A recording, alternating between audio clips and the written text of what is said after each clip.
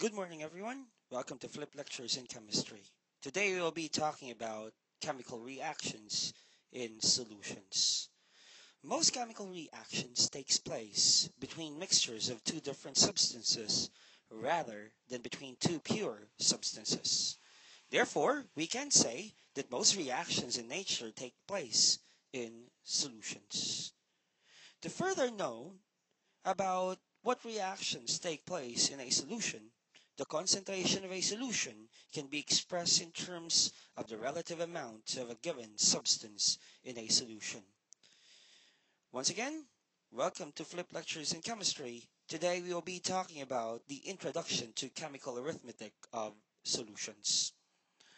When we talk about solutions, this would include drugs. And we have to remember, prescription drugs in the correct concentration make us feel better. But unfortunately, in higher concentration, it can actually kill us also. That is why, in medicine, the proper amount of dosage and prescription of drugs in proper concentration can actually make us feel better than the overuse or the overdosing or the over amount of prescription. Chemists are the ones that are in charge in making the solutions precise in terms of concentration. This is actually done for the purpose of making all the users of medicines feel better and healthier. Other applications of the proper concentration of solutions are as follows. This includes pesticides, which must be used in proper concentrations. This also includes food additives, which must be in correct concentrations. And this is also applicable for a driver which is legally impaired at 0.08 milligram per ml blood alcohol content. Lastly, just like chemists, for example, they are the ones controlling the concentration of chemicals using the concept that we will be developing and studying in this discussion. Today, we will be talking about the concentration of solution. The concentration of solution is actually determined quantitatively out of different mathematical applications. The concentration of a solution tells us how much solute is dissolved in a given amount of solvent, which is most of the time water. Solutions of solids, therefore, in water are normally prepared quantitatively by weighing a given quantity of solid and dissolving it in water, which is our solvent. This results to the making up of the solution to a specified volume. The specified volume is actually quoted as a gram of solute per liter of solution.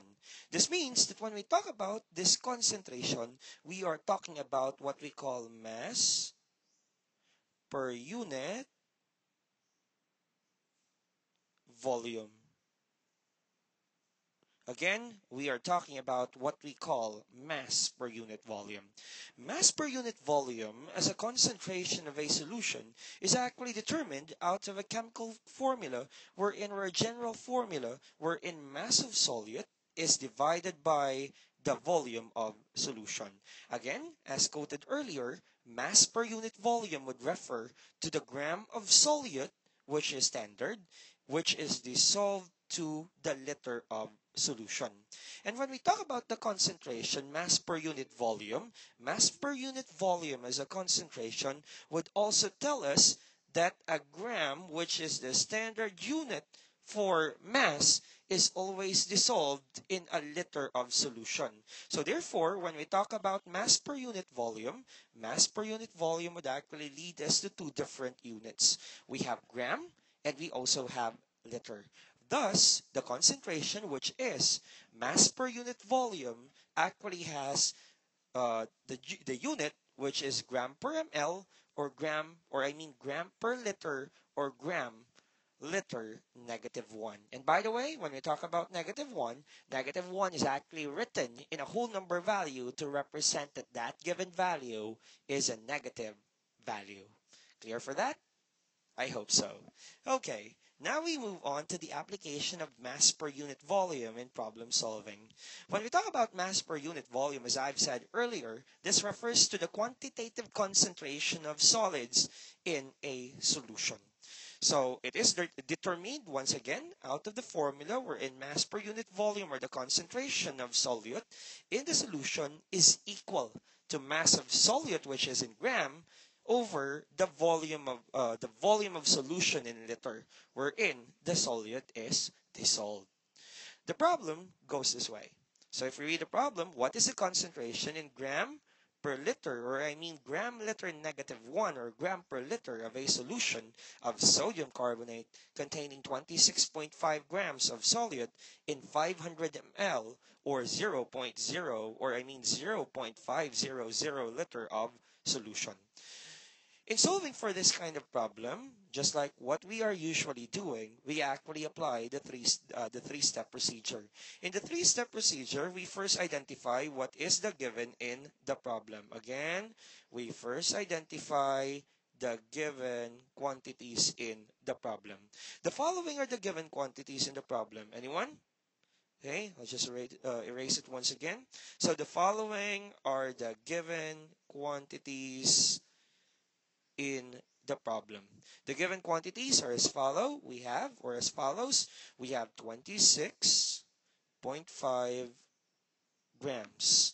Aside from 26.5 grams, what else? We also have 500 ml, and 500 ml for the unit of this value is not the standard unit for volume. Therefore, we have to convert it into liter. Thus, when we convert 500 ml into liter, this becomes 0.500 liter. Okay? So these are the different given quantities in the problem. Before we move on to determining what is unknown in the problem, we have to first identify what are the given quantities.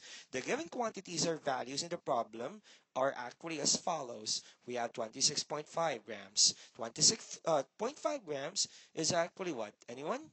26.5 grams would refer to the mass of the solute. Again, we have 26.5 grams, which is the mass of the solute.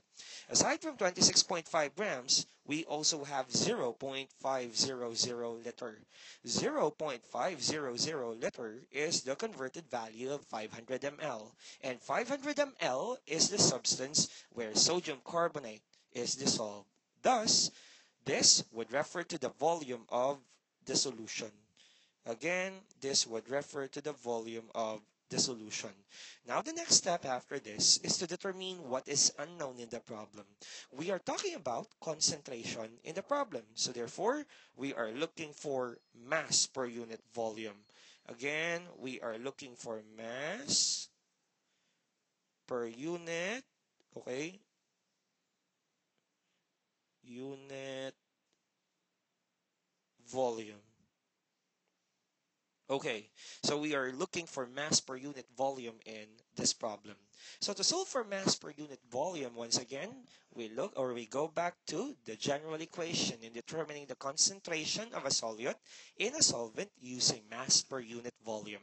To solve for this, we look for the given quantities and substitute it to the given formula in the discussion earlier. So the mass of solute in this problem is actually 26.5 grams. 26.5 grams will be divided by the given volume of solution, which is 0.500 liter.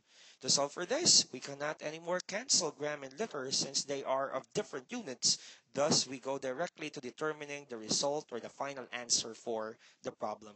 26.5 divided by 5, or 0.500 liter, would actually give us 53. Okay, we have 53.0 with a unit gram, liter negative 1, or since liter, once placed together with it with negative 1, it means a denominator.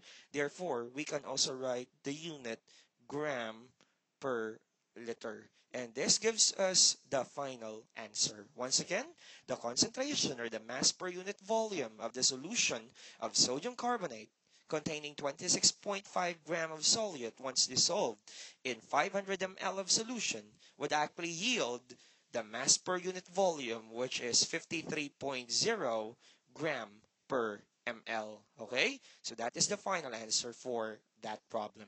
Now let's move on to another problem. The other problem is, what is the concentration in gram?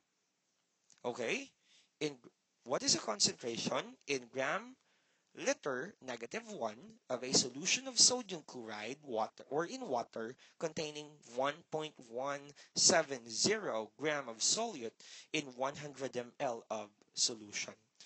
Okay, once again, what is the concentration in gram per liter of a solution of sodium chloride in water containing 1.170 gram of solute in 100 ml of solution? Once again, we apply the three different steps or the three-step procedure mentioned earlier. First, we start with the given. Okay, we identify the given quantities in the problem.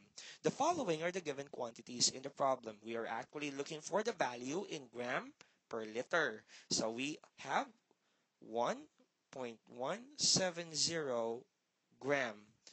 This is the first given quantity. What about the second? We also have 100 ml. Okay, so these are the given quantities that will help us later on solve or determine mass per unit volume.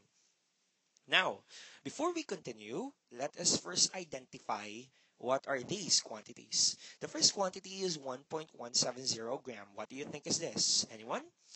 This refers to our mass of the solution. Okay, this refers to the mass of the solution. So this is our mass of solution. What about 100 ml? When we talk about volume of solution, the standard unit for the volume of solution should always be in liter. Therefore, for us to come up with a value in liter, all we have to do is to convert 100 ml to liter.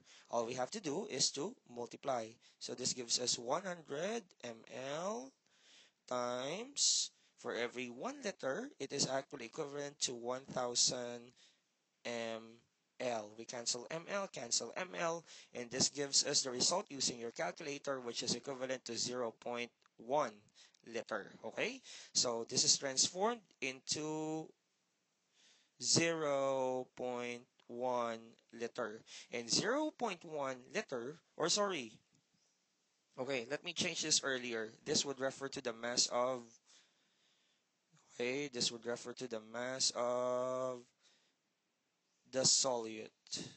Okay, this would refer to the mass of the solid. What about 100 to 0.1 liter? This is now the mass, or I mean the volume of the solution. Again, this refers to the volume of solution. Okay, so that's it. We have already identified the given quantities in the problem. Now, the next step is to actually determine what is unknown in the problem. So what is unknown? Okay, unknown in the problem is the concentration of solute in the solvent, or simply mass per unit volume. So this is unknown in the problem. So to solve for the value of mass per unit volume in the problem, all we have to do is once again determine and substitute the given quantities in the equation presented earlier. The equation presented earlier leads us to the fact that mass per unit volume is actually equal to mass of solute over volume of solution. The mass of our solute is actually equal to 1.170 gram, while the volume of our solution, 100 ml, turned into liter, gives us 0.1 liter. So since we cannot cancel anymore the units because they are of different values and quantities, we move on to the determination of the final answer. We have 1.17 gram or 1.170 gram divided by 0.1 liter. That would actually give us 11.7 gram per liter, or sometimes you can also write 11.7 gram liter -1. Okay, so I hope you're all ready now for your checkup test after this discussion. Thank you once again. This is Flip Lectures in Chemistry. Once again, good morning.